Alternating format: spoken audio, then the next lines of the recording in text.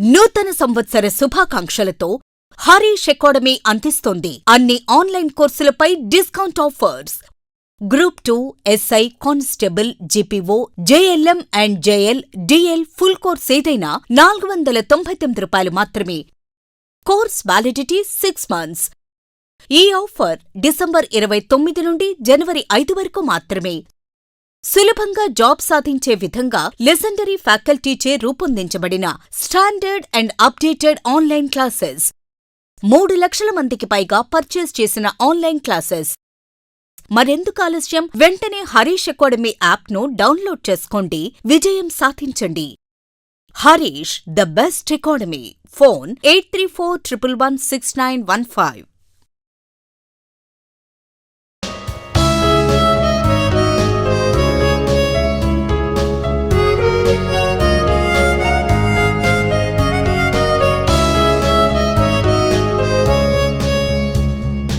Harish, the best academy. Good evening everyone. Welcome to Harish Academy. Today we will discuss December 31st current affairs in detail. ఇవాళ మన first topic బటద్రవ తాన్ project. బటద్రవ తాన్ project. Union home minister Amit Shah గారు అస్సాం స్టేట్కి వెళ్ళారు. అక్కడ అస్సాం స్టేట్లో బటద్రవ తాన్ అనే ఒక ప్రాజెక్ట్ని ప్రారంభించారు, లాంచ్ చేశారు. మీకు ఇక్కడ చూస్తే ఇమేజ్లో ఇది ఒక టెంపుల్ టైప్ ఉంది, ఒక టెంపుల్ టైప్ స్ట్రక్చర్. మనం ఎగ్జామ్ పాయింట్ ఆఫ్ వ్యూలో మనం డిస్కస్ చేసుకుంటున్నాం కదా. రీసెంట్గా మీరు అబ్జర్వ్ చేస్తే యూనియన్ హోమ్ మినిస్టర్ కావచ్చు, ప్రెసిడెంట్ ద్రౌపది ముర్ము గారు కావచ్చు, ప్రైమ్ మినిస్టర్ నరేంద్ర మోడీ గారు డిఫరెంట్ స్టేట్స్కి పోయినప్పుడు కొన్ని ముఖ్యమైన మెమోరియల్స్, కొన్ని ముఖ్యమైన స్మారకాలు, జాతీయ స్మారకాలు అటువంటివి లాంచ్ చేస్తూ ఉంటారు. మనకి ఎగ్జామ్ పాయింట్ ఆఫ్ వ్యూలో ఆ స్మారకం పేరేంటి, అసలు దాని ప్రాముఖ్యత ఏంటి, సిగ్నిఫికెన్స్ ఏంటి, అటువంటివి తెలుసుకోవాలి. ఫర్ ఎగ్జాంపుల్, ఇటీవల ప్రైమ్ మినిస్టర్ నరేంద్ర మోడీ గారు ఇథియోపియా కంట్రీకి వెళ్ళినప్పుడు ఇథియోపియా కంట్రీలోని అడిడిస్ అబాబా, ఇథియోపియా దేశ రాజధాని అడిడిస్ అబాబాలో అద్వా మ్యూజియంని సందర్శించారు. మనం డిస్కస్ చేసుకున్నాం అద్వా మ్యూజియం. ఈ అద్వా మ్యూజియం ఏ కంట్రీలో ఉంది అంటే ఇథియోపియా. అలానే మోడీ గారు ఇటీవల ఉత్తరప్రదేశ్లోని లక్నోకి వెళ్ళినప్పుడు రాష్ట్రీయ ప్రేరణాస్థల్ అనే ఒక జాతీయ స్మారకాన్ని కూడా లాంచ్ చేశారు. అక్కడ 3 మెంబర్స్కి సంబంధించిన స్టాచ్యూస్ని ఆవిష్కరించారు, విగ్రహాలని.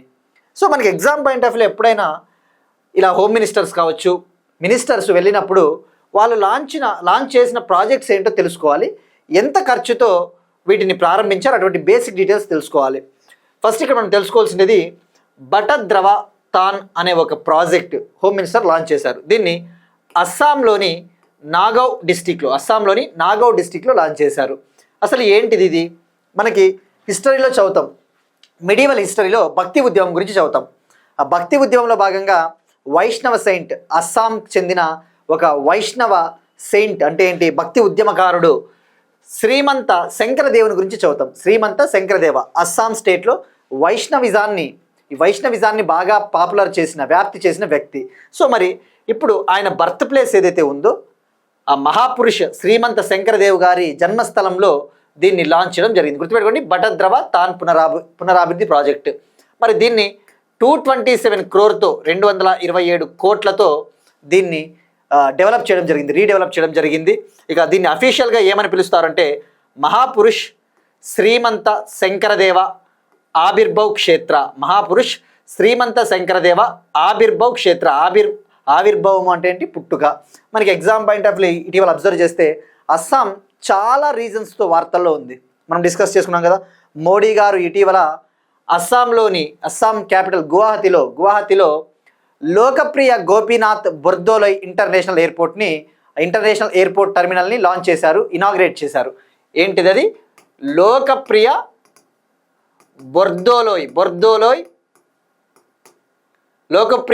Gopinath Bordoloi international airport terminal. ఎక్కడ అంటే అస్సాంలోని గువాహతి.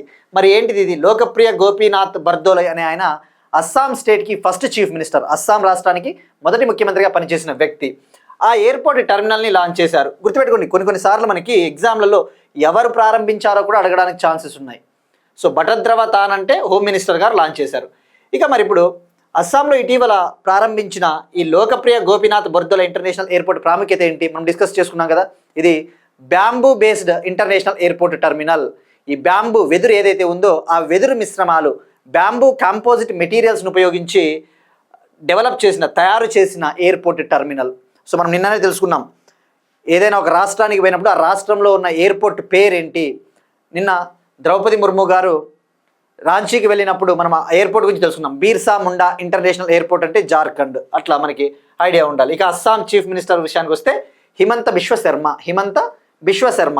ఇక మరి ఇంకొక పాయింట్ ఏంటంటే మనకి union home minister Amit Shah గారు అస్సాంలోని గౌహతిలో స్వాహిద్ స్మారక క్షేత్రాన్ని సందర్శించారు. స్వాహిద్ స్మారక క్షేత్రాన్ని విజిట్ చేసి అక్కడ నివాళులు అర్పించారు. అక్కడ ఆయన ట్రిబ్యూట్స్ ఇవ్వడం జరిగింది. మరి ఏంటి అసలు స్వాహిద్ స్మారక క్షేత్రం? పేరులో ఉంది స్మారక స్తూపము. అస్సాం మూమెంట్లో ఎవరైతే ప్రాణాలు కోల్పోయి ఉంటారో అటువంటి మార్టైర్స్, అటువంటి అమరవీరుల జ్ఞాపకార్థం దీన్ని ఏర్పాటు చేశారు. అస్సాం మూమెంట్లో సుమారుగా 860 మెంబర్స్ తమ లైఫ్స్ని ప్రాణాలు కోల్పోయారు. తద్వారా వాళ్ళని గుర్తు చేసుకోవడం కోసం దీన్ని నిర్మించారు. వాళ్ళు జరిపిన ఈ పోరాటంలోనే అస్సాం ఉద్యమం ఫలితం మూలంగానే అస్సాం ఒప్పందం ద్వారా ముఖ్యంగా అస్సాంలో అప్పట్లో ఎక్కువగా ఆందోళనలు జరిగాయి. ముఖ్యంగా వేరే రాష్ట్రాల నుంచి ఈ ఇన్ఫిల్ట్రేటర్స్, వలసకారులు, మైగ్రేటర్స్ వస్తూ ఉన్నారు. తద్వారా మా ప్రాంత కల్చర్కి ఇబ్బంది అని చెప్పేసి అప్పట్లో మూవ్మెంట్ చేశారు. సో అస్సాం అకార్డ్ ఎప్పుడు ఏర్పడిందంటే ఈ అస్సాం ఉద్యమ ఫలితంగానే అన్న విషయం గుర్తుపెట్టుకోండి. సో స్వాహిద్ స్మారక క్షేత్రం ఎక్కడ ఉంది అంటే గౌహతి. రాష్ట్రీయ ప్రేరణ స్థల్ అంటే లక్నో, అటువంటివి. నెక్స్ట్ వన్, కల్చర్కి సంబంధించి ఒక ఇంపార్టెంట్ టాపిక్, కెస్లాపూర్ నగోబా జాతర. తెలంగాణలోని ఆదిలాబాద్ డిస్టిక్లోని ఇంద్రవల్లి మండలంలో కెస్లాపూర్ నగోబా జాతరని జనవరి 18న సెలబ్రేట్ చేసుకోబోతున్నారు. జనవరి 18న మనకి ఎగ్జామ్ పాయింట్ ఆఫ్ వ్యూలో ఫెస్టివల్స్ అనేవి చాలా ఇంపార్టెంట్. కల్చర్లో ఎలా అడుగుతాడు అంటే, ఉదాహరణకు ఇటీవల మనము ప్రపంచంలోనే అతిపెద్ద ఓపెన్ ఎయిర్ థియేటర్ ధను జాతర ఒడిశాలో సెలబ్రేట్ చేసుకుంటామని చెప్పాం. ఒడిశాలోని బార్గా అనే ఒక సిటీలో, ఒడిశాలో ప్రపంచంలోని అతిపెద్ద ఓపెన్ ఎయిర్ థియేటర్ షో ధను జాతర ప్రారంభమైంది అని చెప్పేసి కూడా తెలుసుకున్నాం. దానికి ఏం సంబంధించింది? అది లార్డ్ శ్రీకృష్ణునికి సంబంధించిన లైఫ్ డీటెయిల్స్ అన్నీ కూడా అక్కడ ఒక డ్రామా రూపంలో ప్రదర్శించబోతున్నారు. సో అటువంటివి మనకి ఎగ్జామ్ పాయింట్ ఆఫ్ వ్యూలో మ్యాచ్ ద ఫాలోయింగ్ అడగడానికి ఛాన్స్ ఉంటుంది. ఇక తెలంగాణకు సంబంధించిన కరెంట్ అఫైర్ కాబట్టి తప్పకుండా తెలుసుకోవాలి. ఇక ఇక్కడ కెస్లాపూర్ నగోబా జాతర విషయానికి వస్తే తెలంగాణ రాష్ట్రంలో ఇది 2వ అతిపెద్ద గిరిజన జాతర. తెలంగాణ సెకండ్ లార్జెస్ట్ ట్రైబల్ జాతర అని చెప్పవచ్చు, ట్రైబల్ ఫెస్టివల్ టైపు. ఇక తెలంగాణలో అతిపెద్ద గిరిజన జాతర అంటే సమ్మక్క సారక్క జాతర అని చెప్పేసి మనకి అందరికీ తెలిసిన విషయమే. సో ఇక్కడ విషయం తెలుసుకోవాల్సినది, మరి ఇప్పుడు ఈ యొక్క కెస్లాపూర్ నగోబా జాతర ప్రాముఖ్యత ఏంటి? అసలు మనకి కొన్ని ఫెస్టివల్స్ చూస్తే, ఫర్ ఎగ్జాంపుల్ కొన్ని యాత్రలు, ముఖ్యంగా నార్త్ ఇండియాకి వెళ్తే అక్కడ కన్వర్ యాత్ర అని జరుగుతుంది.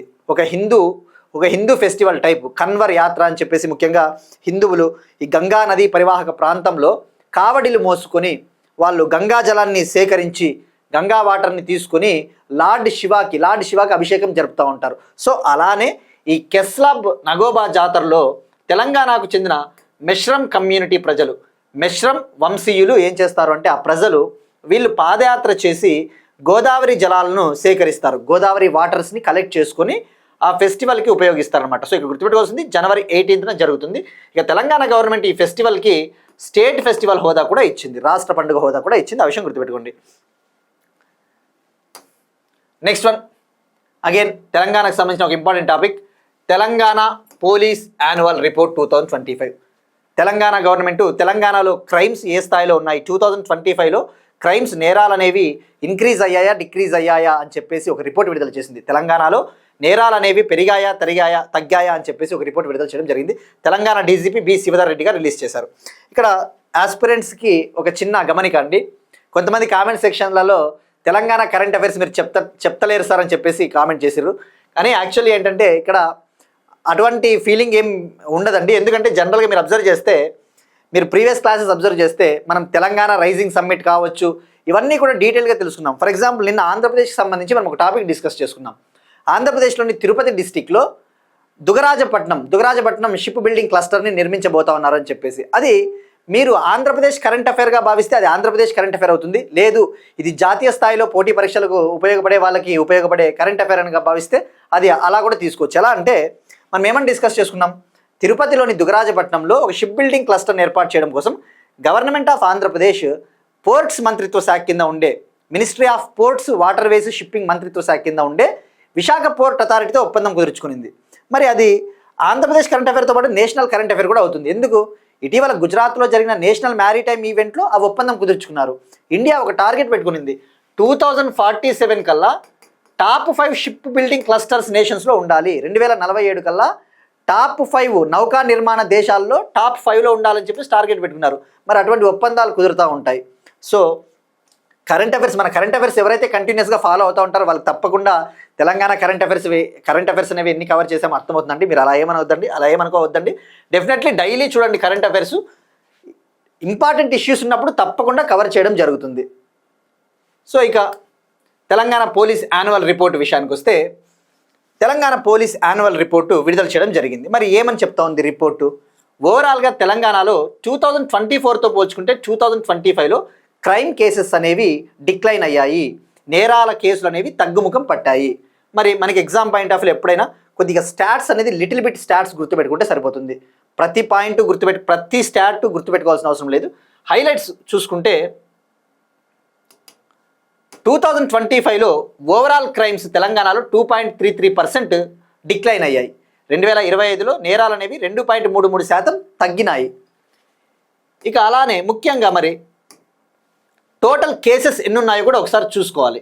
2024లో total crime cases 2,34,158, just 2.34 lakh అని గుర్తుపెట్టుకోండి, అప్రాక్సిమేట్ ఫిగర్ గుర్తుపెట్టుకోండి.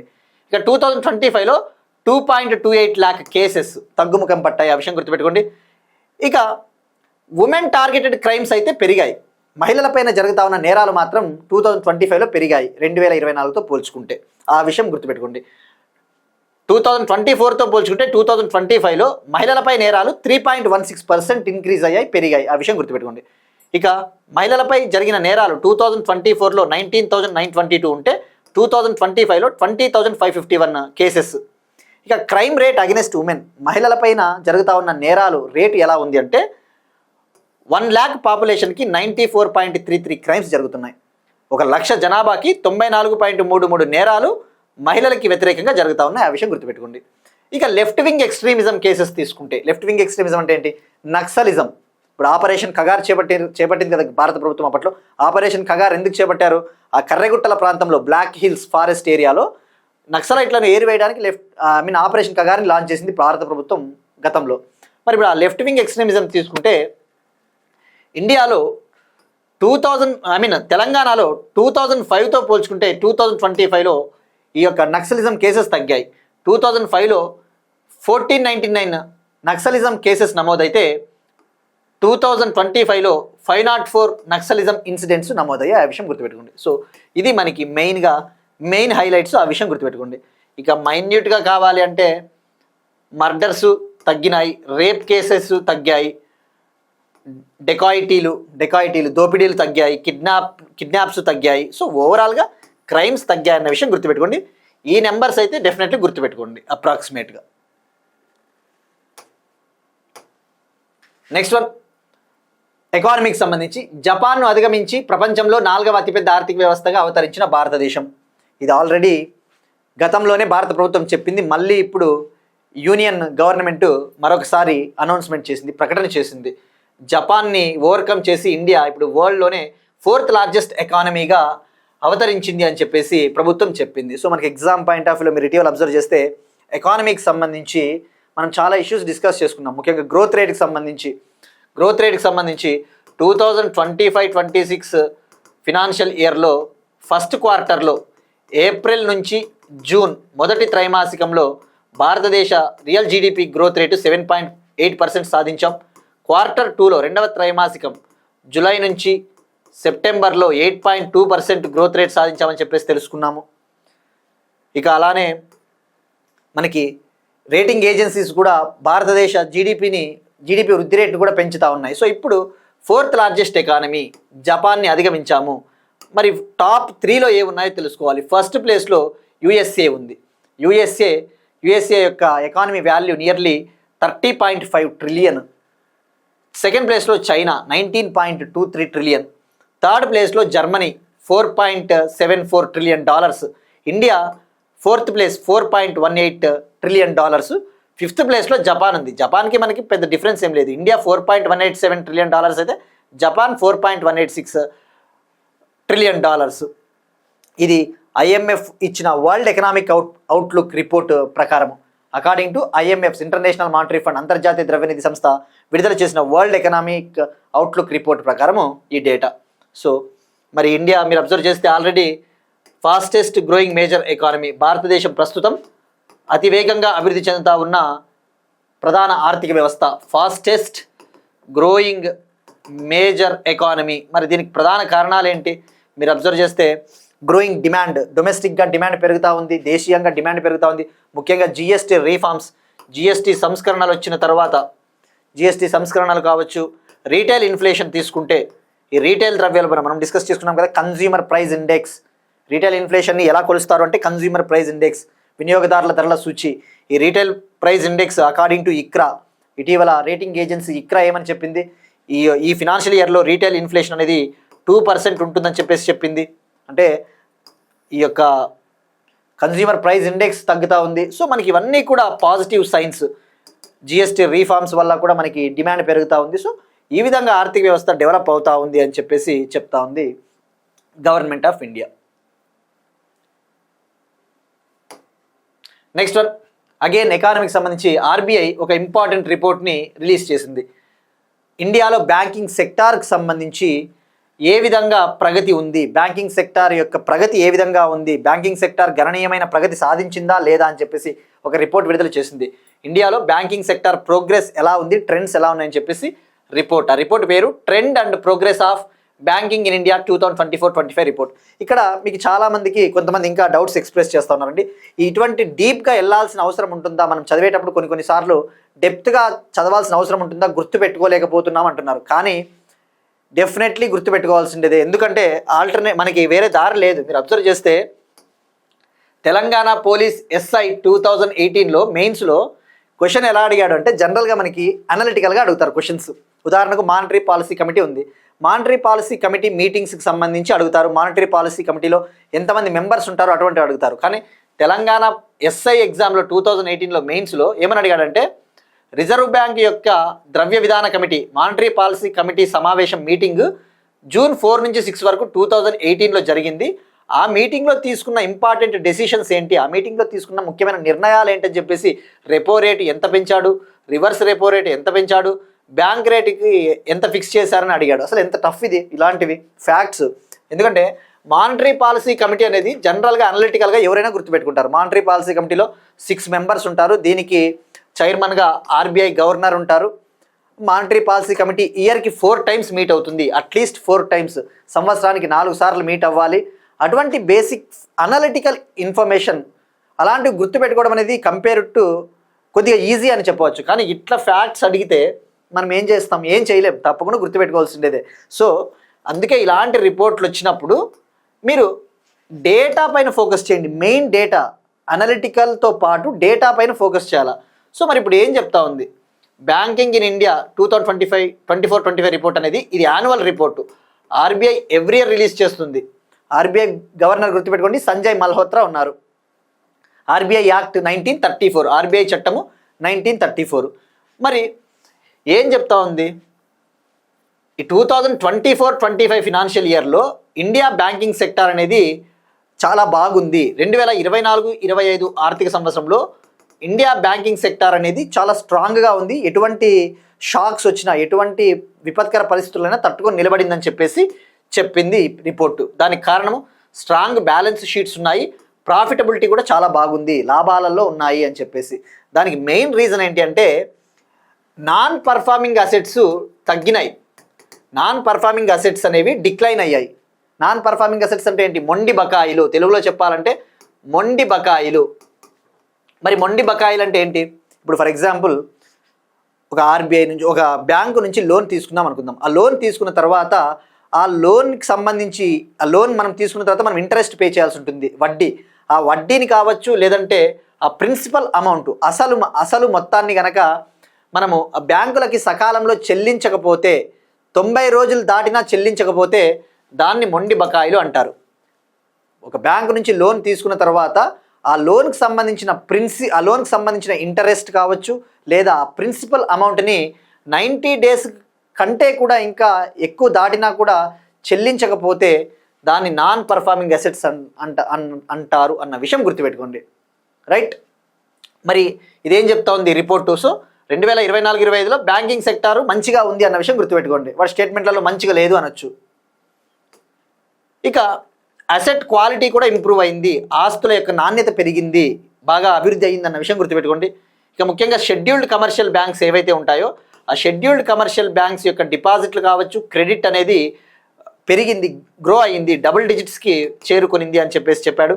ఇక gross non performing assets ratio, ఇందాక చెప్పుకున్నట్టు ఈ మొండి బకాయిలు gross non performing assets ratio అనేది తగ్గింది. మార్చి 2025 నాటికి 2.2%కి వచ్చింది. గత 10 ఏళ్లలో ఎప్పుడూ లేనంతగా కనిష్ట స్థాయికి, తక్కువ స్థాయికి చేరుకునింది ఈ మొండి బకాయిల ratio. It is a decadal లో.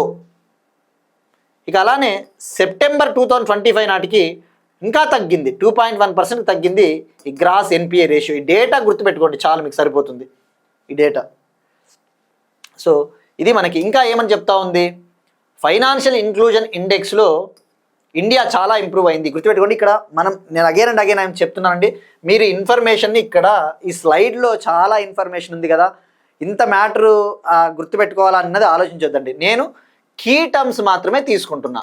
కీ టర్మ్స్ మనకి అవి తీసుకోవాలి, అవి ఎగ్జామ్ పాయింట్ ఆఫ్ వ్యూలో మనకి చాలా ఉంటుంది. ఇప్పుడు బ్యాంక్ ప్రాఫిటబిలిటీ పెరిగింది, బ్యాంక్ ప్రాఫిటబిలిటీ పెరిగినప్పుడు దానిపైన ఎంత వచ్చింది రిటర్ను, అది మనకి అనవసరం. కీ టర్మ్స్ పైన ఫోకస్ చేయండి. ఆర్బీఐ ఫైనాన్షియల్ ఇంక్లూజన్ ఇండెక్స్ అని చెప్పేసి ఒకటి రిలీజ్ చేస్తుంది, ఒక ఇండెక్స్. ఇండియాలో ఆర్థిక సమ్మిళిత వృద్ధి ఎలా ఉంది, అందరికీ బ్యాంకింగ్ అకౌంట్స్ ఉన్నాయా లేదా, అందరికీ పెన్షన్లు, అందరికీ డిపాజిట్ అకౌంట్స్ ఉన్నాయా లేదా అని చెప్పేసి. ఉదాహరణకు ప్రధానమంత్రి జన్ధన్ యోజన ఉంది కదా, 2014లో లాంచ్ చేశారు. మరి అటువంటి సమ్మిళిత వృద్ధి సాధించాలి అంటే ఒక ఇండెక్స్ అవసరము. సో దానికోసం RBI financial inclusion index release చేస్తుంది. ఆ ఆర్బీఐ ఫైనాన్షియల్ ఇంక్లూజన్ ఇండెక్స్ రిపోర్ట్లో మనం మెరుగుపడ్డాము. ఎంత ఉంది ఇప్పుడు స్కోరు? 67కి ఇంప్రూవ్ అయ్యాం. గతంలో 43.4 ఉండేది, ఇప్పుడు 67కి వచ్చిందన్న విషయం గుర్తుపెట్టుకోండి. రైట్, సో ఇది మనకి. సో ఇలా అడిగాడు తెలంగాణలో. So again Telangana question paper పెట్టాను కదా అని చెప్పేసి ఇప్పుడు ఆంధ్రప్రదేశ్కి సంబంధించిన విద్యార్థులు ఏపీ రిలేటెడ్ క్వశ్చన్ పేపర్ పెట్టలేదు కదా అనొద్దండి. ఎగ్జామ్లో వాడు ఏపీపీఎస్సీ వాడైనా టీఎస్పీఎస్సీ వాడైనా just they will take the best kind of questions. ఏ విధంగా అడుగుతున్నాడని చెప్పేసి ప్యాటర్న్స్ తీసుకుంటారు. సో గతంలో మనం ఏపీ గ్రూప్ 1కి సంబంధించిన క్వశ్చన్ పేపర్స్ కూడా పెట్టడం జరిగింది.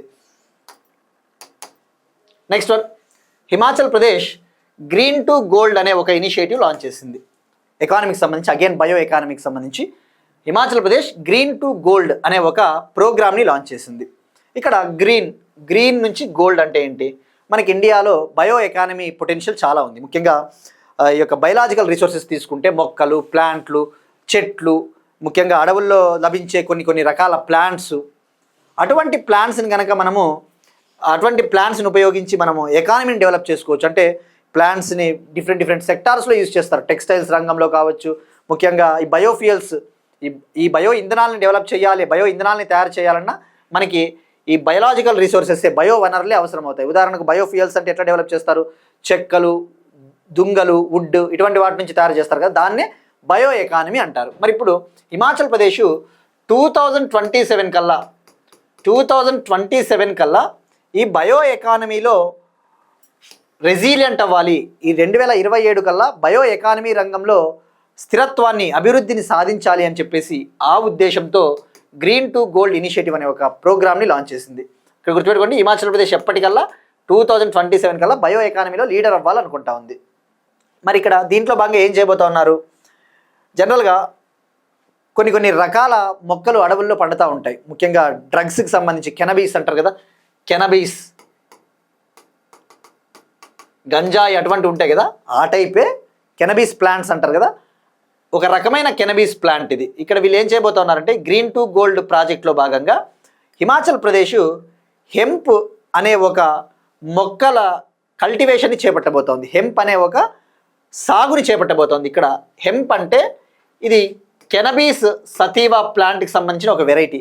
కెనబీస్ సతీవా ప్లాంట్కి సంబంధించిన ఒక వెరైటీ. అయితే ఇది ఎటువంటి ప్రాబ్లం ఉండదు, దీన్ని కన్జ్యూమ్ చేసినా కూడా నో ప్రాబ్లం ఫర్ హెల్త్కి అయితే ఎటువంటి ఇష్యూస్ ఉండవు. సో ఇప్పుడు హిమాచల్ ప్రదేశ్ ఇండస్ట్రియల్ హెంప్ కల్టివేషన్ని ఎంకరేజ్ చేయాలి అని చెప్పేసి ప్లాన్ చేస్తుంది. అంటే ఏంటి? భారీ స్థాయిలో జనరల్గా అడవుల్లో పండుతూ ఉంటుంది, కానీ దీన్ని ఇప్పుడు భారీ స్థాయిలో దీని యొక్క సాగుని చేపట్టాలి, కల్టివేషన్ని చేపట్టాలి, తద్వారా ఎకానమీ డెవలప్ అవుతుందని చెప్పేసి ఆ నిర్ణయం తీసుకుంది. సో ఇప్పుడు ఇండస్ట్రియల్ హెంప్ కల్టివేషన్, అలానే దీన్ని రెగ్యులేట్ కూడా చేస్తారు. ఇష్టానుసారం దీన్ని పండించరు, ఎంత అవసరమో అంతే పండించడం జరుగుతుంది. సో గుర్తుపెట్టుకోండి, it is a initiative to promote industrial hemp cultivation, తద్వారా బయో ఎకానమీ డెవలప్ అవుతుంది. మరి ఇక్కడ మనకి బయో ఎకానమీ అనే ఒక టర్మ్ వచ్చింది కాబట్టి బయో ఎకానమీకి సంబంధించి మనం ఏమైనా టార్గెట్స్ పెట్టుకున్నామని డెఫినెట్లీ తెలుసుకోవాలి. ఎందుకంటే అగైన్ తెలంగాణ ఎస్ఐ మెయిన్స్లో 2023లో ఏమడిగాడంటే తెలంగాణలో లైఫ్ సైన్సెస్ సెక్టార్ యొక్క ఆదాయం ఎంత ఉంది, 2022లో తెలంగాణలోని లైఫ్ సైన్సెస్ సెక్టార్ నుంచి ఎంత ఆదాయం వచ్చింది అన్నాడు. లైఫ్ సైన్సెస్ అంటే ఏంటి? ఫార్మాస్యూటికల్ సెక్టారు, బయలాజికల్ సెక్టారు, వైద్య రంగము, దాన్ని లైఫ్ సైన్సెస్ సెక్టార్ అంటారు. అంటే మనకి ఇలా డేటా కూడా అడుగుతున్నాడు. సో మనకి ఇప్పుడు మనం ఎట్లా తీసుకోవాలి, మనం ఇండియాకి సంబంధించి మనము అప్లై చేసుకోవాలి, అడాప్ట్ చేసుకోవాలి. ఎట్లా? నీతి ఆయోగ్ ఒక రిపోర్ట్ విడుదల చేసింది. ఆ రిపోర్ట్ ప్రకారము ఇండియాలో బయో ఎకానమీ అనేది 2030 కల్లా $300 బిలియన్ చేరుకుంటుంది అని చెప్పేసి చెప్పింది. 2014లో ఇండియాలో బయో ఎకానమీ వాల్యూ $10 బిలియన్ ఉన్నింది. 2024కి $165.7 బిలియన్ చేరుకునింది. 2030 కల్లా మనం $300 బిలియన్ బయో ఎకానమీని సాధించాలి, రీచ్ అవ్వాలని చెప్పేసి టార్గెట్ పెట్టుకున్నాం. ఆ విషయం గుర్తుపెట్టుకోండి. సో టార్గెట్ ఇయర్ ఎప్పుడు 2030 ఎంత? $300 బిలియన్. అది గుర్తుపెట్టుకోండి. 2024లో ఎంత సాధించాం? $165.7 బిలియన్. ఇక ఈ బయో ఎకానమీ సెక్టార్ వల్ల మన జీడిపికి 4.25% కంట్రిబ్యూట్ చేస్తూ ఉంది. మన స్థూల దేశీయ ఉత్పత్తికి 4.25% ఇది కంట్రిబ్యూట్ చేస్తూ ఉంది. సో ఇది మనకి బయో ఎకానమీకి సంబంధించిన initiative. So Himachal Pradesh green to gold initiative. So మెయిన్గా మనకి ఫ్యాక్ట్స్ అంటే ఇలా అడిగితే ఇలా డైరెక్ట్గా ఎవరైనా మనం వన్ లైనర్స్ కింద ఇట్లా చదువుకోవచ్చండి. హిమాచల్ ప్రదేశ్ లాంచ్ చేసిన గ్రీన్ టు గోల్డ్ ఇనిషియేటివ్. కానీ కొద్దిగా అనలిటికల్గా పోవాలి అంటే మనకి ప్రీవియస్ ఇయర్స్ పేపర్స్ చూస్తేనే అర్థమవుతుంది. అందుకే నేను కూడా మీకు చెప్పేది ఏంటంటే డెఫినెట్లీ ప్రీవియస్ ఇయర్స్ పేపర్స్ చూడండి. ప్రీవియస్ ఇయర్ క్వశ్చన్ పేపర్స్ చూడకుండా, అది ఏ క్వశ్చన్ పేపర్ అయినా కానీ, టీఎస్పీఎస్సీ అయినా, ఆంధ్రప్రదేశ్ పబ్లిక్ సర్వీస్ కమిషన్ అయినా, యూపీఎస్సీ అయినా, సిఏపిఎఫ్ అయినా, ఈపీఎఫ్ఓ అయినా, వివిధ రాష్ట్రాల పబ్లిక్ సర్వీస్ కమిషన్ నిర్వహించే క్వశ్చన్ పేపర్లు కనుక చూడకపోతే మనకి క్వశ్చన్లు ఎలా అడుగుతున్నాడో మనకు అర్థం కాదు. మన ప్రయాణం అనేది చుక్కాని లేని నావ లాంటిదే. అప్పుడు అంటే మనం ఏదో పోతూ ఉంటాం కానీ సక్సెస్ రాదు. ఇది బిట్టర్ ట్రూత్, ఇది harsh reality. So definitely question papers నాకు వీలున్నప్పుడల్లా, నేను సందర్భం వచ్చినప్పుడల్లా మిమ్మల్ని అవేర్ చేయడానికి, మీకు అవగాహన తీసుకురావడానికి నా వంతు కృషి నేను ఎప్పుడు చేస్తూ ఉంటాను. డెఫినెట్లీ మీరైతే ఫాలో అవ్వాల్సిన అవసరం ఉంటుంది. ఇప్పుడు ఈ క్వశ్చన్ చూసినాం కాబట్టి మనకి ఇలా క్వశ్చన్స్ అలా అడుగుతున్నాడని చెప్పి మనకు అర్థమవుతుంది. లేకపోతే మనం ఏదేదో చదువుతాం. నెక్స్ట్ వన్, బెంగళూరులో Dhruv NG civil helicopter test flight ప్రారంభోత్సవం. నిన్న యూనియన్ సివిల్ ఏవియేషన్ మినిస్టర్, పౌర విమానయాన మంత్రి రామ్మోహన్ నాయుడు గారు బెంగళూరులో Dhruv next generation civil helicopter test ఫ్లైట్ని లాంచ్ చేశారు, ప్రారంభించారు. మరి ఇక్కడ మనం తెలుసుకోవాల్సింది ధ్రువ్ ఎన్జీ సివిల్ హెలికాప్టర్.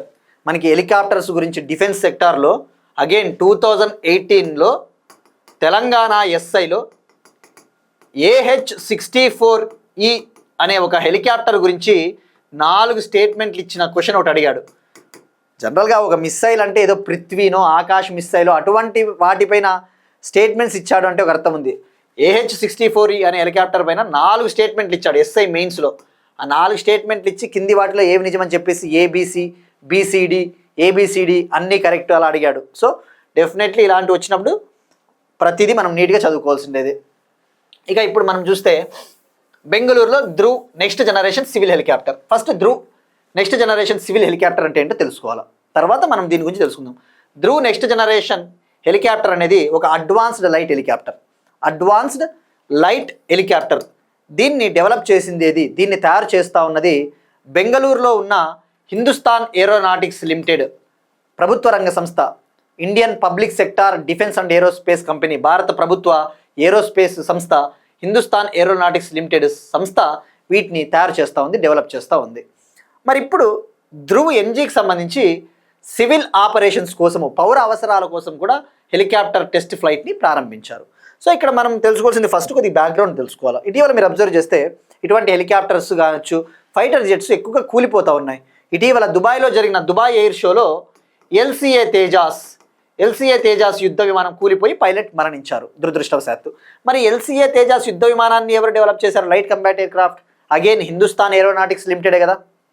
మరి ఇక్కడ ఇదే ధ్రువ్ ఎన్జీ హెలికాప్టరు జనవరి 2025లో కూడా ఒకచోట కూలిపోయింది. వాడు అలా కూడా అడగవచ్చు ఎగ్జామ్లో.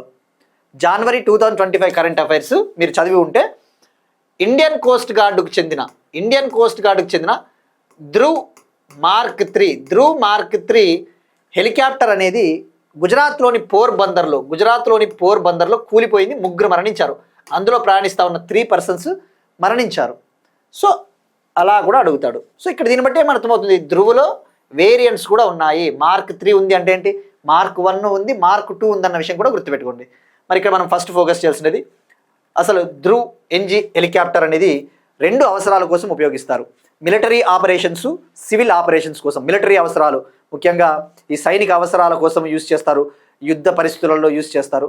ఇప్పుడు పౌర అవసరాల కోసం కూడా, అంటే ఏంటి, ప్యాసింజర్స్ని తీసుకుపోవడం కోసం, తద్వారా టూరిజం డెవలప్ అవుతుంది. ఆ విషయం గుర్తుపెట్టుకోండి. ప్రతి పాయింట్ ఇంపార్టెంటే, స్టేట్మెంట్స్లో అడుగుతాడు. మరి ఇందులో శక్తి ఇంజన్ ఉంటుంది. ఈ ధ్రువ్ ఎన్జీ సివిల్ హెలికాప్టర్లో శక్తి ఇంజను, ఇది ఇండిజినస్ స్వదేశీ ఇంజను. మరి ఇప్పుడు దీన్ని పర్చేస్ చేయాలి అని చెప్పేసి కర్ణాటక గవర్నమెంటు పవన్ హాన్స్ అనే ఒక బార్డర్ సెక్యూరిటీ ఫోర్స్ సంస్థ, Pawan Hans company, BSF Pawan Hans company, Karnataka government దీన్ని కొనుగోలు చేయాలి, తద్వారా సివిల్ ఆపరేషన్స్ మొదలు పెట్టవచ్చు అని చెప్పేసి ప్లాన్ చేస్తూ ఉంది. ఇక ఇక్కడ గుర్తుపెట్టుకోండి, ఇది అడ్వాన్స్డ్ లైట్ హెలికాప్టరు, ఇది ట్విన్ ఇంజన్. ఇందులో 2 ఇంజన్లు ఉంటాయి, ఆ విషయం గుర్తుపెట్టుకోండి, twin engine.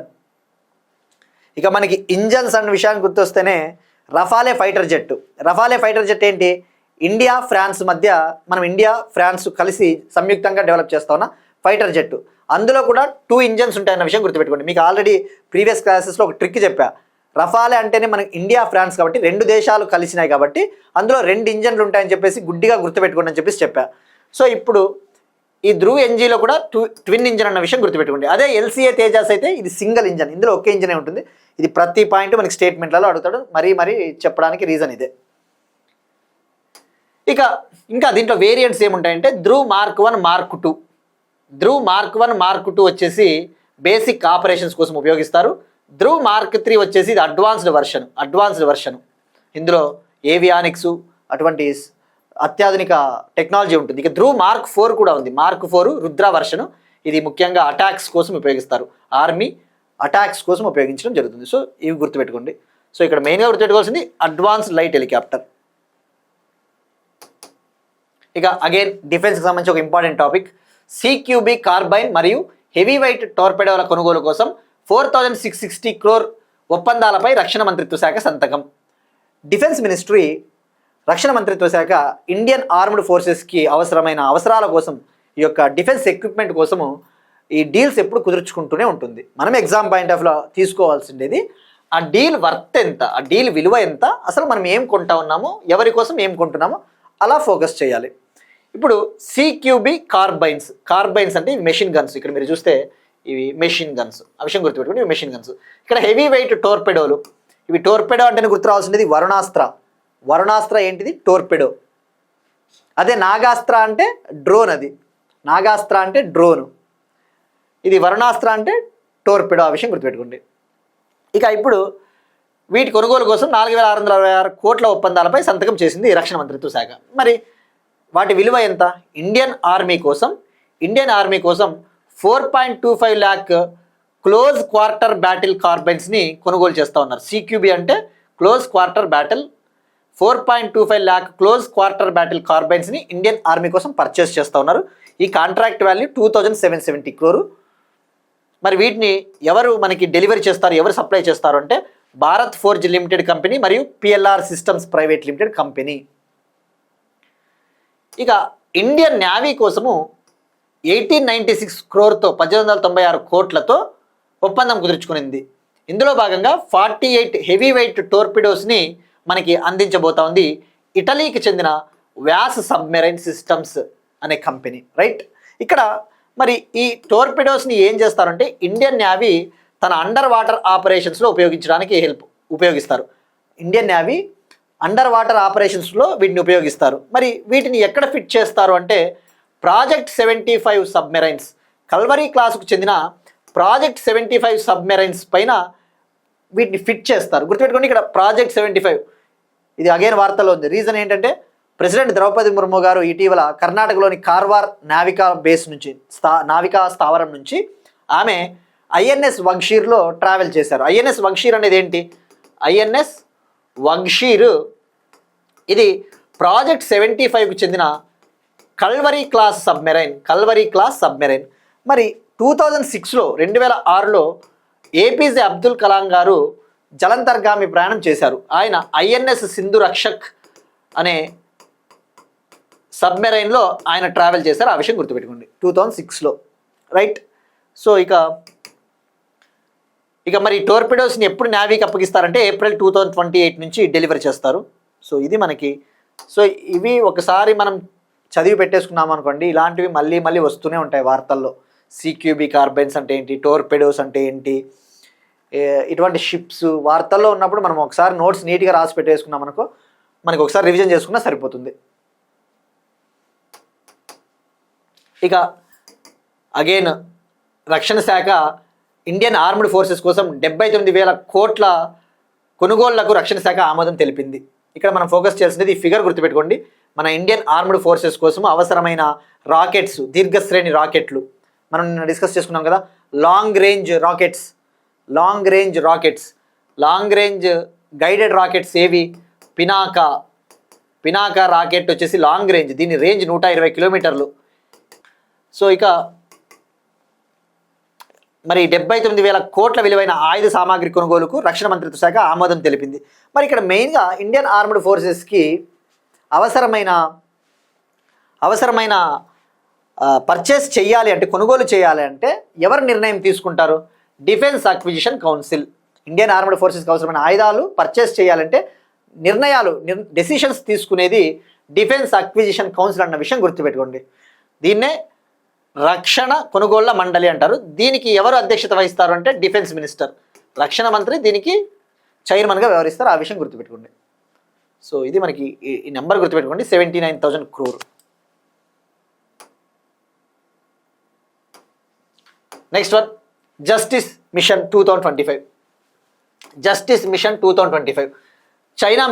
China army justice mission 2025 పేరిట లైవ్ ఫైర్ ఎక్సర్సైజ్ని తైవాన్ కంట్రీ ఆ పరిసర ప్రాంతంలో కండక్ట్ చేస్తూ ఉంది. దీనికి మెయిన్ రీజన్ మీరు ఇక్కడ మనం ఫోకస్ చేయాల్సింది, ఈ ఎక్సర్సైజెస్ వార్తల్లో ఉన్నప్పుడు ఆ ఎక్సర్సైజు ఏ కంట్రీ కండక్ట్ చేస్తూ ఉంది, దాని పర్పస్ ఏంటి, అది ఆర్మీ ఎక్సర్సైజా, నావల్ ఎక్సర్సైజా, ఎయిర్ ఫోర్స్ ఎక్సర్సైజా, అటువంటి బేసిక్ డీటెయిల్స్ తెలుసుకోవాలా. ఈ జస్టిస్ మిషన్ 2025 అనేది ఇది ఒక నావల్ అండ్ ఎయిర్ డ్రిల్, నావికా మరియు ఎయిర్ ఫోర్స్ డ్రిల్ అన్న విషయం గుర్తుపెట్టుకోండి. మరి ఇప్పుడు దీన్ని ఎందుకు లాంచ్ చేసింది అంటే మనం ఇటీవల డిస్కస్ చేసుకున్నాం కదా, జపాను నెక్స్ట్ ఫినాన్షియల్ ఇయర్ నుంచి తన రక్షణ శాఖ బడ్జెట్ని పెంచబోతా ఉంది. నెక్స్ట్ ఫినాన్షియల్ ఇయర్ నుంచి డిఫెన్స్ కోసము $58 బిలియన్ స్పెండ్ చేయబోతా ఉంది, ఖర్చు చేయబోతా ఉంది. ఎందుకు? జపాన్ ఇటీవల చెప్పింది కదా, జపాన్ ప్రైమ్ మినిస్టర్ సనై తకైచి. ఎవరు? జపాన్ ప్రైమ్ మినిస్టర్గా ఒక మహిళ ఉన్నారు, సనై తకైచి. ఆమె ఏమని చెప్పింది, ఏదైతే చైనా తైవాన్ని అటాక్ చేస్తే అది మా పైన అటాక్ జరిగినట్లుగా మేము భావించేసి మాకు కూడా ఇబ్బంది, ప్రాబ్లం అని చెప్పేసి జపాన్ కూడా డిఫెన్స్ బడ్జెట్ని పెంచింది. మరి ఇక్కడ మనం తెలుసుకోవాల్సింది తైవాన్ ఎక్కడ ఉందంటే మీరు అబ్జర్వ్ చేస్తే పసిఫిక్ ఓషన్ ప్రాంతంలో ఉంది. ఈ తైవాన్ని చైనా తమ భూభాగంగానే భావిస్తుంది. ఇక చైనా క్యాపిటల్ బీజింగ్ అన్న విషయం గుర్తుపెట్టుకోండి. సో తైవాన్ని మా భూభాగం మాదే అని చెప్పేసి చైనా చెప్తూ ఉంటుంది. సో జస్టిస్ మిషన్ అనేది నావల్ ఎయిర్ ఫోర్స్ ఎక్సర్సైజ్. మరి ఇటీవల తైవాన్కి అమెరికా ఆర్మ్స్ని కూడా సప్లై చేయాలని చెప్పేసి ఒక నిర్ణయం తీసుకునింది. అమెరికా తైవాన్తో సుమారుగా $11.1 బిలియన్ అగ్రిమెంట్ కుదుర్చుకునింది. అప్రాక్సిమేట్లీ సుమారుగా $11.1 బిలియన్ ఆర్మ్స్ డీల్ని కూడా తైవాన్తో కుదుర్చుకునింది. ఈ డీల్లో భాగంగా తైవాన్కి హిమార్స్ అనే వెపన్స్ని సప్లై చేయబోతుంది అమెరికా. హిమార్స్ అంటే మనం డిస్కస్ చేసుకున్నాం కదా, high mobility artillery rocket system. So ఈ విధంగా తైవాన్కి అమెరికాకి కూడా క్లోజ్ కోఆపరేషన్ ఉంది ఇప్పుడు ప్రజెంట్. అది చైనాకి నచ్చటం లేదు. సో ఇది గుర్తుపెట్టుకోండి, justice mission 2025. Next one, again డిఫెన్స్కి సంబంధించిన ఒక important topic. Oreshnik missile system. బెలారస్లో రష్యా ఓరెష్నిక్ క్షిపణి వ్యవస్థల మోహరింపు. రష్యా బెలారస్ కంట్రీలో న్యూక్లియర్ క్యాపబుల్ ఓరెష్నిక్ మిసైల్స్ని అక్కడ ఏర్పాటు చేసింది. దీనికి మెయిన్ రీజను ఈ రష్యా ఉక్రెయిన్ క్రైసిస్ కావచ్చు. బెలారస్ అనేది రష్యాకి క్లోజ్. సో మరి ఇక్కడ మనం తెలుసుకోవాల్సింది ఆ ఓరెష్నిక్ మిసైల్స్ రేంజ్ ఎంత. రేంజ్ వచ్చేసి 500 to 5500 kilometres. 500 to 5500 kilometres range. ఇది ఇంటర్మీడియట్ రేంజ్ బ్యాలిస్టిక్ మిసైల్. మరి ఇవి అణ్వస్త్ర సామర్థ్యం ఉన్న మిసైల్స్, న్యూక్లియర్ క్యాపబుల్. ఇప్పుడు అక్కడ ఏర్పాటు చేయడం ద్వారా ముఖ్యంగా రష్యా ఉక్రెయిన్ క్రైసిస్లో ఉక్రెయిన్ పైన ఒక విధంగా అటాక్ అని చెప్పవచ్చు. సో ఇక్కడ మనం ఫోకస్ చేయాల్సింది వీటి స్పీడ్ వచ్చేసి మ్యాక్ 10. ఎంత వేగంతో దూసుకుపోతాయంటే మ్యాక్ 10.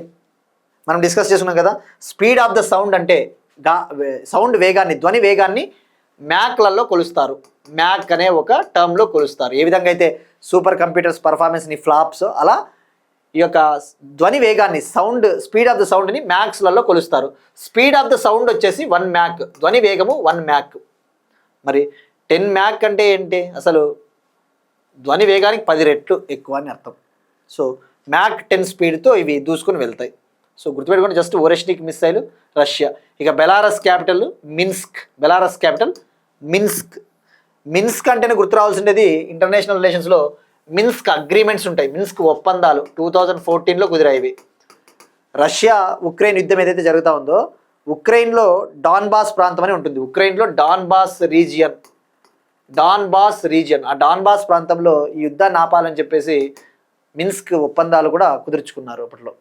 సో ఇక్కడ ఇంకొక చిన్న అడ్వైజ్ అండి, ఇంటర్నేషనల్ రిలేషన్స్లో వాడు ఎలా అడుగుతున్నా అంటే, ఇవాళ రోజున ఒక ప్లేస్లో ఒక యుద్ధం జరుగుతూ ఉంటే దేశం క్యాపిటల్స్ మాత్రమే అడగటం లేదు, కంట్రీ వచ్చింది కదా అని చెప్పేసి రష్యా క్యాపిటల్ మాస్కో అలా అడగటం లేదు. ఒక యుద్ధం జరుగుతూ ఉన్నప్పుడు ఆ యుద్ధంలో మనకి కంటిన్యూస్గా కొన్ని సిటీలు వార్తల్లో ఉంటాయి. ఉదాహరణకు ఉక్రెయిన్లో డాన్బాస్ రీజియన్, అది ఏ కంట్రీ అంటాడు.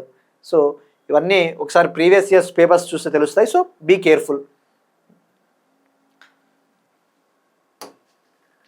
ఇలా ఉంటుంది అది ఓరెష్నిక్ మిసైల్, న్యూక్లియర్ క్యాపబుల్, అణ్వస్త్రాలను మోసుకుని పోయే సామర్థ్యం ఉన్న మిసైల్. నెక్స్ట్ వన్, అవార్డ్స్కి సంబంధించి ట్రంప్కు ఇజ్రాయెల్ శాంతి బహుమతి ప్రకటించిన Israel prime minister Benjamin Netanyahu ఒక అనౌన్స్మెంట్ చేశారు. యుఎస్ ప్రెసిడెంట్ డొనాల్డ్ ట్రంప్కు ఇజ్రాయెల్ దేశపు అత్యున్నత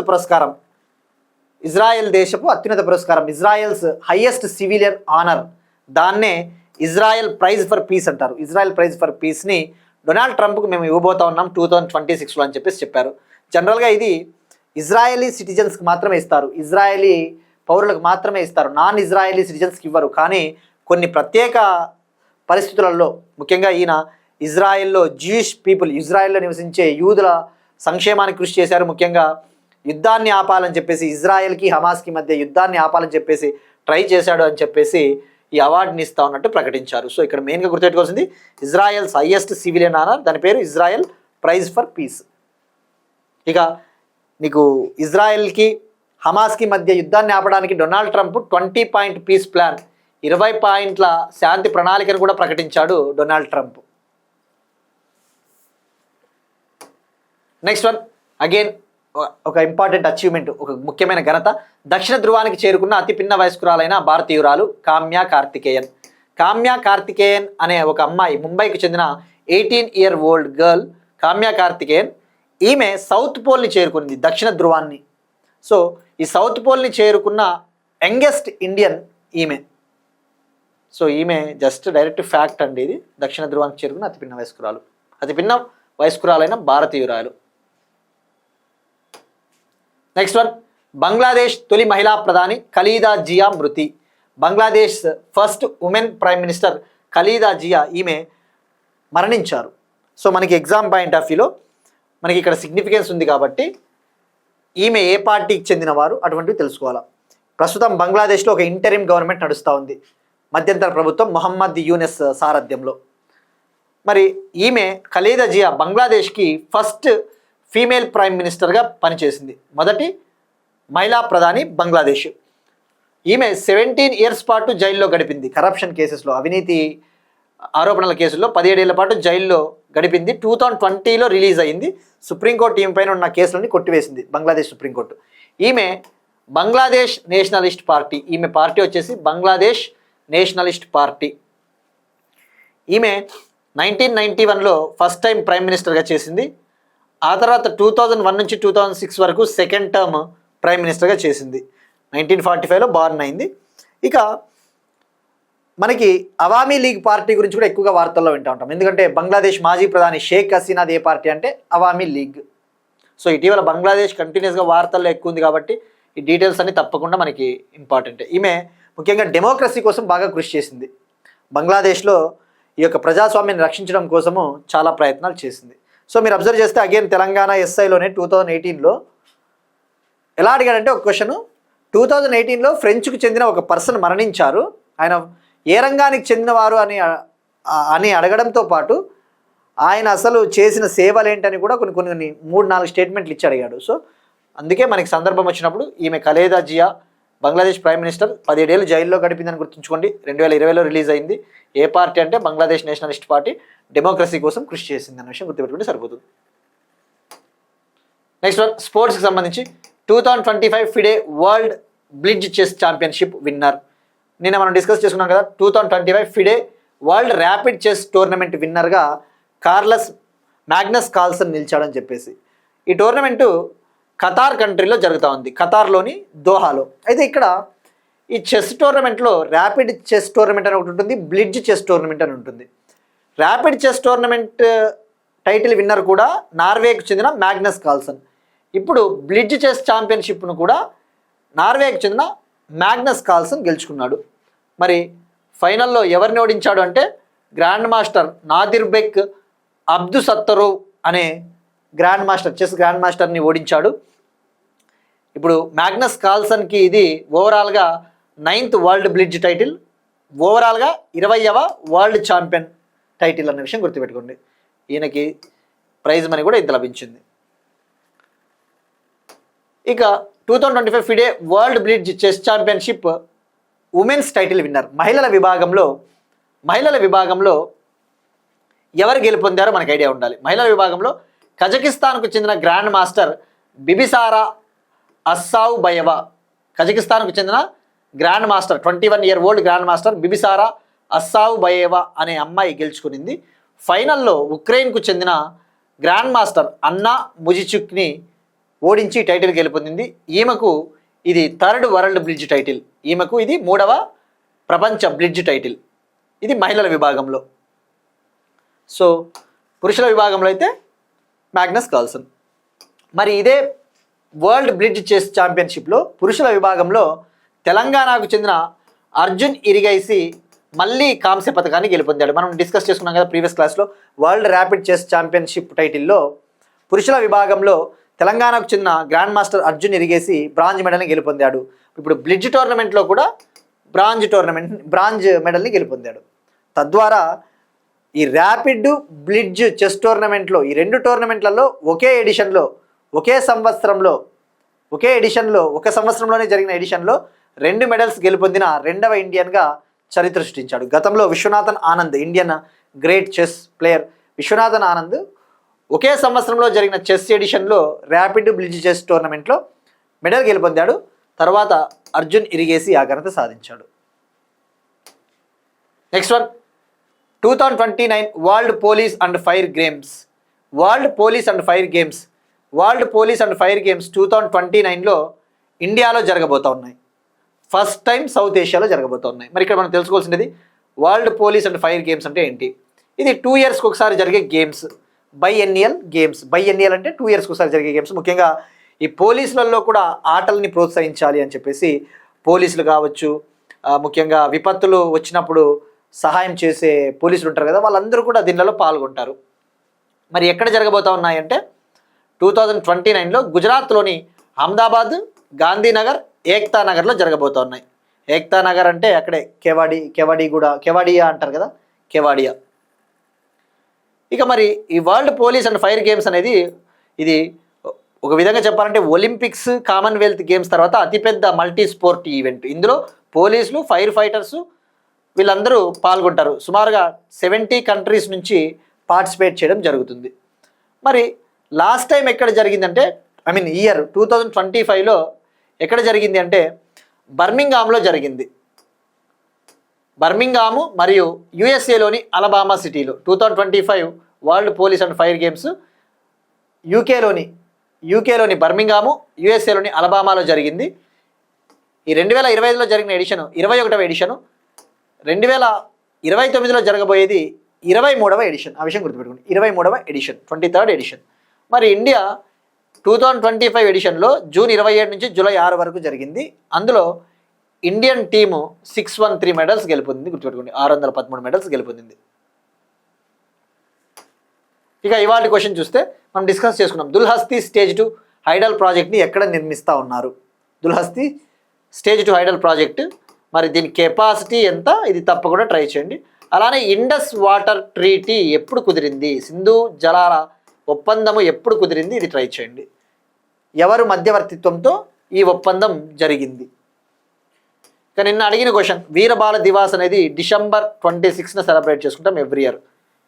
1704లో 1704 సంవత్సరంలో 1704 December 26న 10th సిక్ గురు, 10వ సిక్ గురు గురు గోవింద్ సింగ్ గారి 2 కుమారులు ప్రాణత్యాగం చేశారు. అందుకు సెలబ్రేట్ చేసుకుంటాం. ఇవి ఇవాళ కరెంట్ అఫైర్స్. మనం ఒకసారి క్విక్గా రీక్యాప్ చూద్దాం.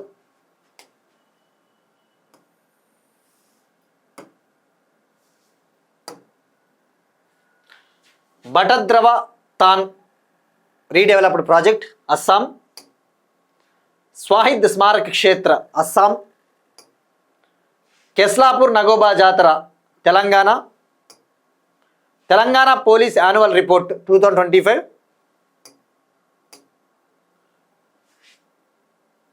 India 4th largest economy. మరి ఇండియా ఎకానమీ ఇప్పుడు ఎంత ఉంది, 4.18 ట్రిలియన్. 2030 కల్లా మనము 3rd లార్జెస్ట్ ఎకానమీగా కూడా అవతరించబోతా ఉన్నామని చెప్పేసి ప్రకటించారు. 2030 కల్లా జర్మనీని కూడా దాటేసి మనము 3rd లార్జెస్ట్ ఎకానమీగా కాబోతా ఉన్నాం. ఇప్పుడు ప్రజెంట్ ఎంత ఉంది మన ఎకానమీ, 4.18 ట్రిలియన్. 2030 కల్లా మనము మన ఎకానమీ 7.3 ట్రిలియన్కి చేరుకుంటుంది అని చెప్పేసి కూడా భారత ప్రభుత్వం ప్రకటించింది. ఆ విషయం గుర్తుపెట్టుకోండి.